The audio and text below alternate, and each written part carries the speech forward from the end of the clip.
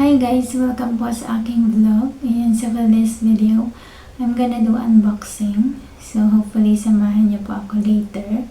I-share ko po sa inyo kung ano po yung in-order ko sa isang online shop na sikat po ngayon. Actually, sikat na po siya since so many years. Ayan, so parang ngayon lang po siya nagkaroon kasi ng shop sa apps na to. So, but anyways, ayan, before we are going to move forward sa aking main vlog, if newbie ka po sa aking channel, please don't forget to like and share and subscribe, and please do hit the notification bell para lagi ka din pong updated sa aking channel. Ayan. So, ayan, back to my main vlog. Ayan. So, I'm gonna do unboxing. So, itong apps na to, ayan, so hopefully, and I hope, and I know that everyone has these apps. So, this one is like all over the world naman po ito, but some of the countries hindi na po siya available itong apps na to. But anyways, ayan, so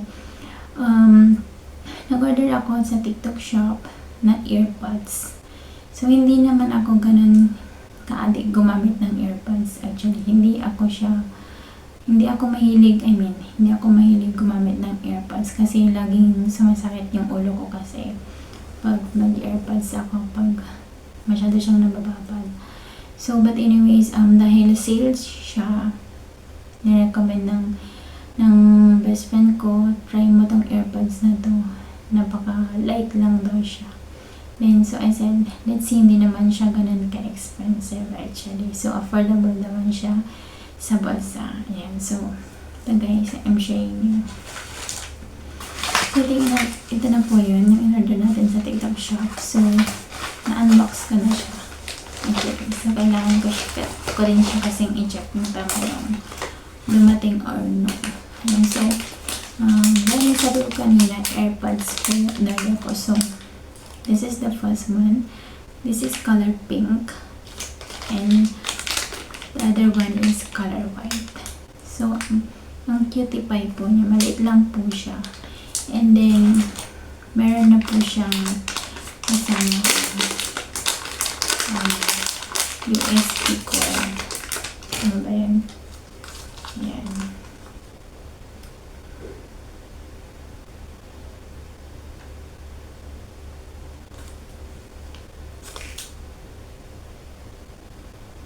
So, ito po yun siya, color white.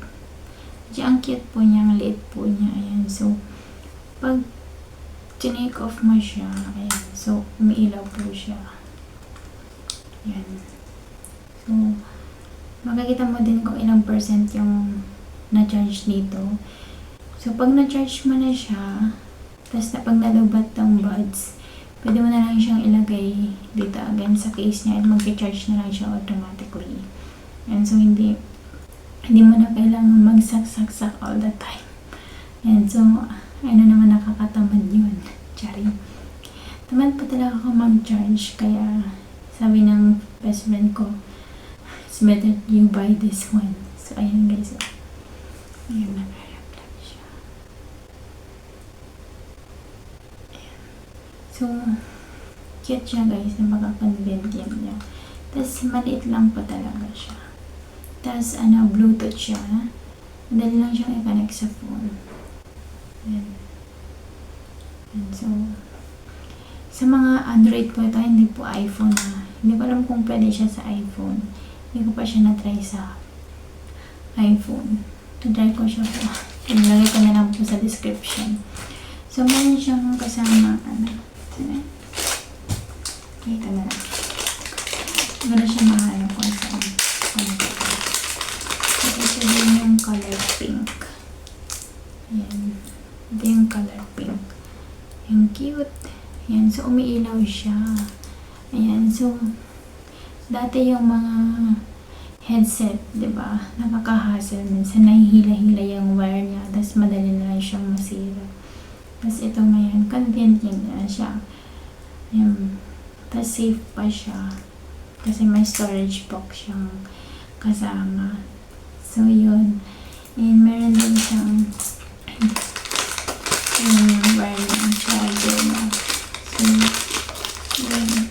Madali na lang mag-charge through power bank.